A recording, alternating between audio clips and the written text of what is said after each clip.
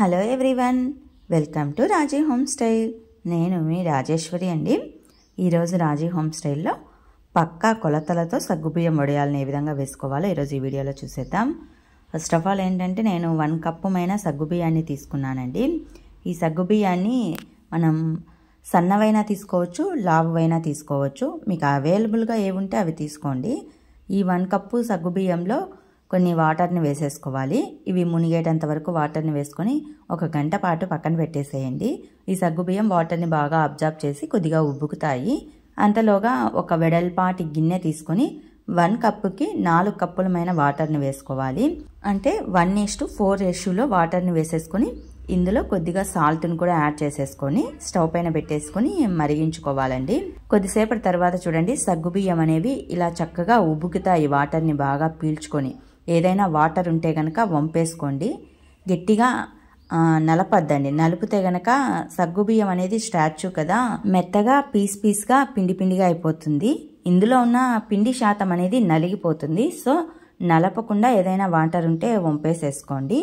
ఇప్పుడు స్టవ్ పైన బాగా మరుగుతున్న వాటర్లో కచ్చాపచ్చాగా దంచి పెట్టుకున్న కాస్త పచ్చిమిర్చిని కానీ లేదా పండు మిర్చిని కానీ అల్లం వెల్లుల్లిని కానీ వేసేసుకోండి. ఎందుకంటే వడియాలు అనేవి మంచి స్పైసెస్గా కారంగా బాగుంటాయి. ఇలా వాటర్ మరుగుతున్నప్పుడు నానబెట్టి ఉంచుకున్న సగ్గుబియ్యాన్ని వేసేసుకొని కొద్దిగా వామును కానీ జీలకర్రను కూడా వేసేసుకొని చక్కగా కలియదిప్పుకోండి. ఒక 5 నిమిషాల పాటు బాగా కలియదిప్పుకున్నామంటే ఇలా బాగా దగ్గర పడిపోతుంది. ఇలా దగ్గర పడుతున్నప్పుడు స్టవ్ పై నుంచి కానీ పొయ్యి మీద నుంచి కానీ దించేసేసి బాగా తడిపిన క్లాత్ పైన ఇలా వడియాల్లాగా వేసేసుకోవాలి. కొద్దిగా పెద్ద సైజులోనే వేసుకోండి. ఎందుకంటే ఆయిల్లో వేసినప్పుడు బాగా మంచిగా ఉబుకుతాయి. మనకు షాప్లో ఏ విధంగా సగ్గుబియ్యం వడియాలు అవైలబుల్గా ఉంటాయో అదే విధంగా మనకు ఇక్కడ వస్తాయన్నమాట. నేనైతే ఒక తడి క్లాత్ పైన ఇలా పెద్దగానే వడియాలని వేస్తున్నాను. ఇంతేనండి సగ్గుబియ్యం వడియాలు వేసుకునేది.